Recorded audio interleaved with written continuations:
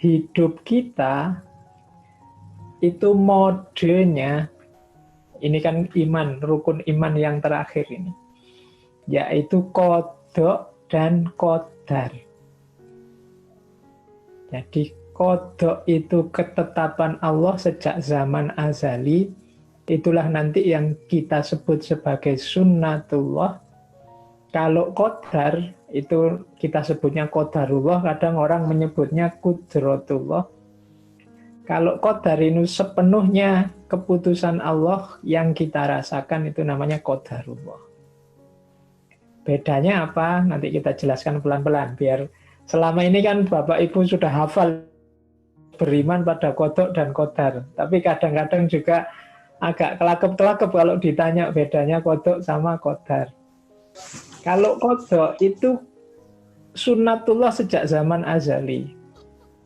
Jadi sunnatullah misalnya Bapak Ibu kalau hujan-hujan malam-malam seharian tidak pakai baju, secara sunnatullah insya Allah Bapak Ibu akan pilek besok paginya. Itu sunnatullah.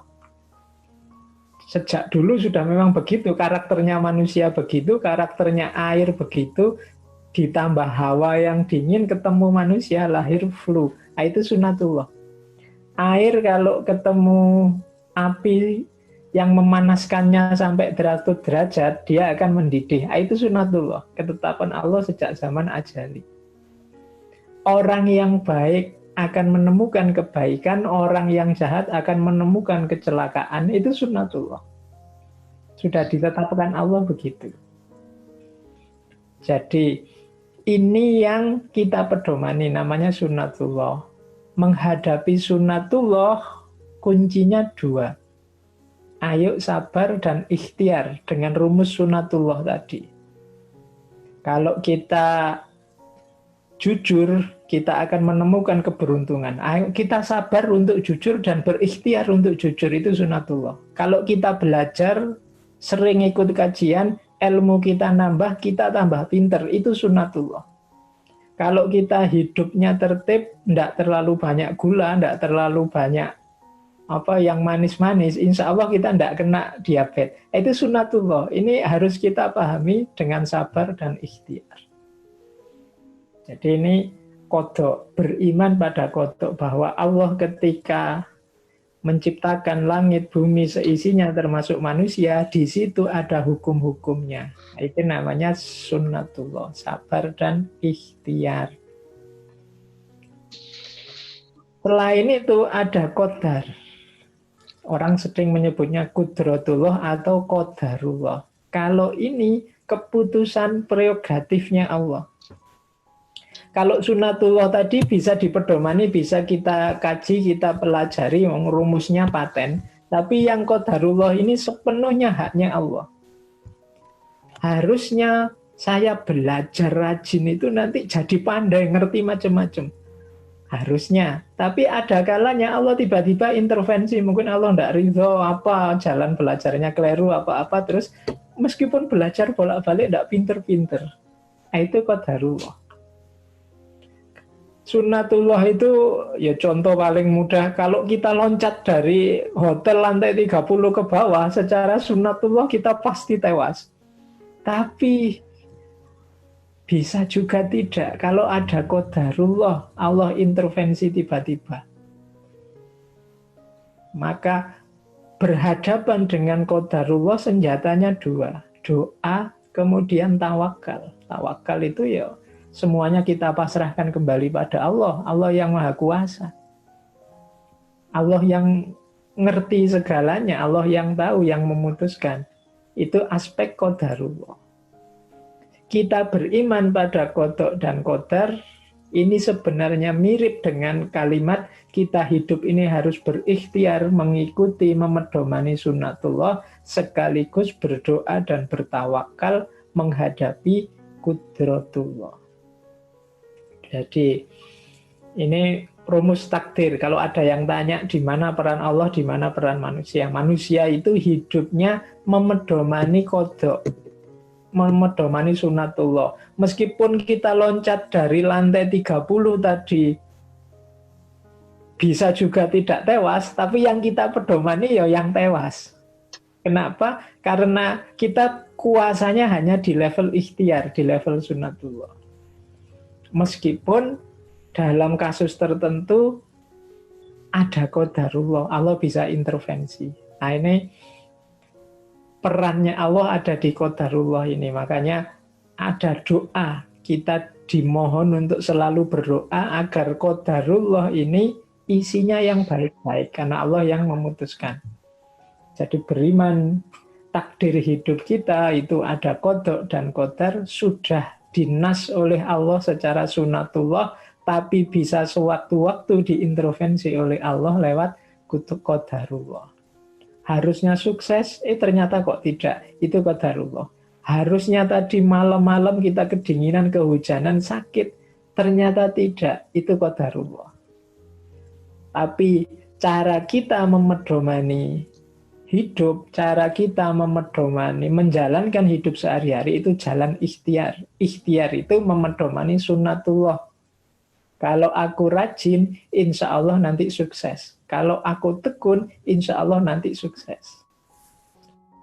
Qadar juga berarti keseimbangan dalam hidup kita untuk tidak pesimis atau terlalu optimis. Secara sunatullah mungkin, wah saya itu Pak pekerjaannya biasa-biasa saja, tidak punya apa-apa, tidak ada fasilitas apa-apa, paling hidupku tidak akan sukses. Tidak, masih ada qadarullah. Sunatullah mungkin tidak nyampe, tapi jangan putus asa, masih ada qadarullah. Imbangi dengan doa dan mendekat pada Allah. Nah, termasuk yang secara sunatullah, wah saya itu sudah kaya Pak, saya pinter, gelar saya banyak, mesti aku sukses ini Pak. Enggak juga, jangan merasa sombong begitu. Masih ada qadarullah. Kalau Allah mau, segala kenikmatan itu bisa hancur dalam sekejap. Itu qadarullah. Mungkin Bapak Ibu ingat ceritanya Nabi Ayub itu kan. Nabi Ayub itu paling kaya, paling makmur, paling sukses, tapi dalam waktu 3 hari semuanya berubah. Hanya 3 hari, itu qadarullah. Kalau dalam pelajaran dari Nabi Ayub kan itu, Nabi Ayub itu dari semua kenikmatan yang beliau miliki dalam 3 hari habis. Hari pertama beliau kena penyakit yang berbau luar biasa sehingga harus diasingkan keluar desa. Hari kedua, beliau ini punya 12 putra. Hari kedua tiba-tiba 12 putranya ini keracunan. Meninggal semua. Hari ketiga ada bencana alam, angin besar yang menghancurkan harta kekayaannya Nabi Ayub. Dalam waktu 3 hari, qadarullah, kekayaan, kebahagiaan, kenikmatan habis. Nah, itu qadarullah. Secara sunatullah kalkulasinya, ya meskipun hancur, enggak lah kalau cuma 3 hari ini masih bisa turunan ketiga, keempat, meskipun enggak 7 turunan. Lah itu sunatullah, tapi qadarullah tidak. Maka jangan membanggakan diri. Meskipun secara sunatullah kalkulasi rasional sudah beres, sudah benar. Masih ada intervensinya Allah, juga jangan putus asa. Sepahit apapun situasi, masih ada qadarullah. Hari ini kan kita merasa banyak sekali ujian, banyak sekali kesulitan. Maka jangan putus asa, masih ada qadarullah. Oke, kita masih punya doa, masih punya tawakal. Meskipun tetap harus mengikuti sunatullah. Kita keluar pakai masker, itu ikhtiar. Pak, saya pakai masker kok masih kena corona. Itu qadar, sudah. Intervensinya Allah. Tapi tidak boleh kita, kalau gitu tidak usah masker lah. Kalau Allah menentukan kena, ya kena. Kita salah strategi, salah posisi. Karena hidup kita pedomannya sunatullah. Kalau pedomannya qadarullah, nanti kita tidak ada ikhtiar. Kalau tidak ada ikhtiar, padahal Bapak Ibu masih ingat ya, kalau tidak ada ikhtiar, nasib kita tidak akan berubah. Ini kan ayat yang sangat terkenal. Innallaha la yughayyiru ma biqaumin hatta yughayyiru ma bi anfusihim. Allah tidak akan merubah nasib suatu kaum sampai kaum itu sendiri yang merubahnya. Ayat ini sering diartikan bahwa manusia merubah nasibnya, tapi sebenarnya bukan. Yang mengubah tetap Allah. Kan yaitu innallaha la yughayyiru ma biqaumin. Allah tidak akan mengubah. Cuma Allah mengubah atau tidak itu tergantung manusianya. Manusianya mau mengubah atau tidak. Jadi innallaha la yughayyiru ma biqaumin hatta yughayyiru ma bi anfusihim. Jadi Allah tidak mengubah nasib suatu kaum sampai kaum itu sendiri mengubah dirinya. Jadi kunci yang mengubah sebenarnya Allah. Hanya saja Allah mau mengubah, bergerak untuk mengubah kalau kita manusianya mengubah juga diri kita. Jadi maka tidak boleh beralasan semuanya kan sudah keputusannya Allah, berarti saya tidak usah ngapa-ngapain. Tidak. Allah mengubah kita itu kalau kita juga berkehendak mengubah diri, melakukan aktivitas mengubah diri.